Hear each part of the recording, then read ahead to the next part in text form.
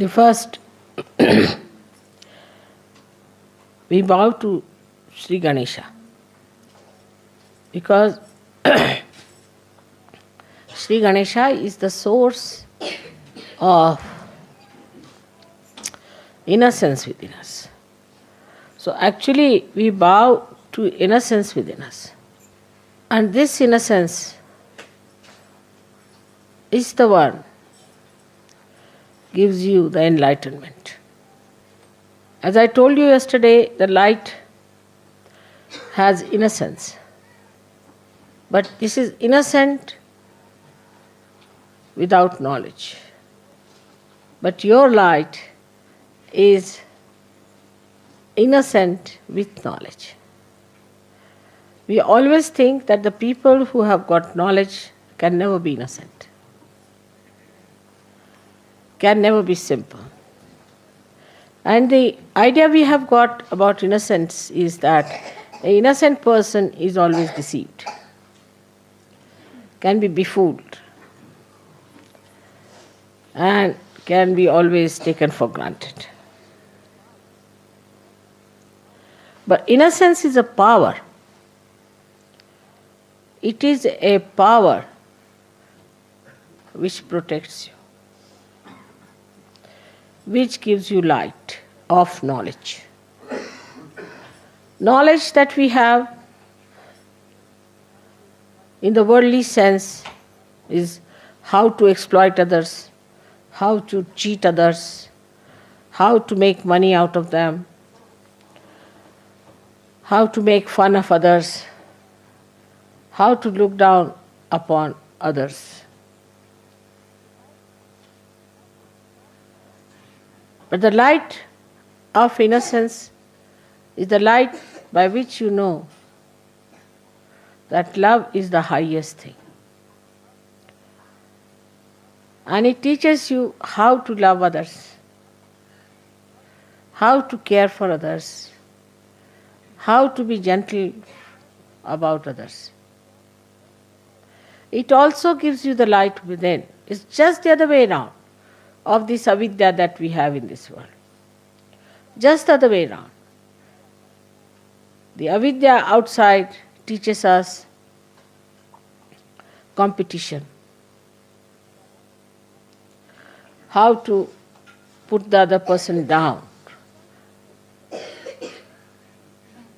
because it has fear. It is insecure. This knowledge is not secure at all. If it had security, it would not have behaved like this. But the light of innocence knows everything. It has no fear. When we say children are innocent, we mean to say that they have that power of innocence.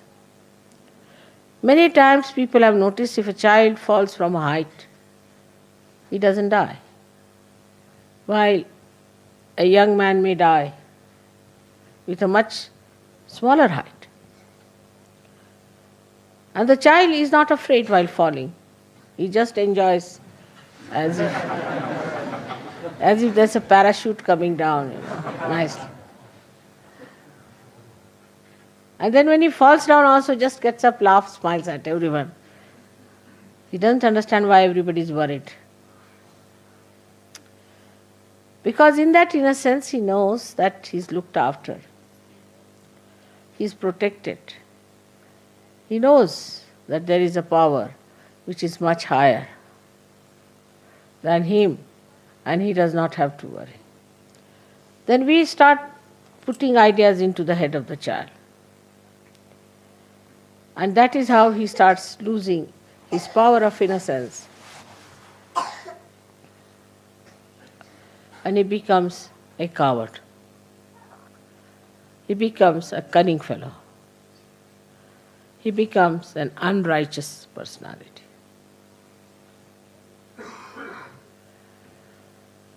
But still we would say that the innocence of children is innocence of ignorance. in a way, because they do not know the dangers of life. But the light of innocence knows all the dangers and also knows how to get rid of it. Also knows how to be away from such a person.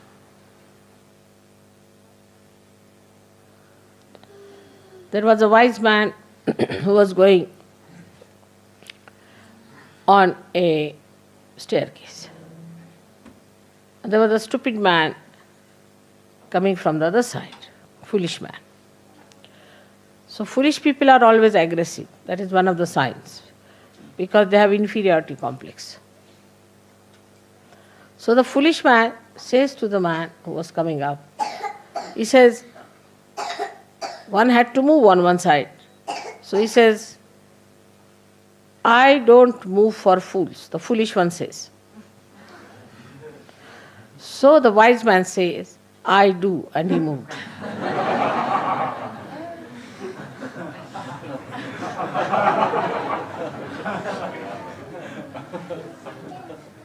That's how the light of innocence tells you how far to go with a person, how far to talk to a person, how far to indulge in another person's personality or his problems. Otherwise he deceits. He understands that this gentleman is a stupid fool, so I move for a fool like that. He doesn't pay attention to such a person. He doesn't bother about such a person. This is the light of innocence, which gives you discrimination. How far to go with others? I love a person. There are many, I love him. All right. Another person may kick you, may hit you, may trouble you, may become absolutely, horribly possessed, but still you are just mad out in love with that person without any self-respect. This comes because there is no... You may be innocent in a way, in a worldly manner, but you are not enlightened and innocent. When you are enlightened and innocent, then your innocence is a power which gives you, first thing is discretion. Supposing you take a light in your hand. Now you know whether it is a snake or a rope. But if there is no light in your hand, you cannot see. But even supposing it's a snake, you might run away. Or if you are a stupid fool, you will say, all right, come and bite me. I would like to see how it works.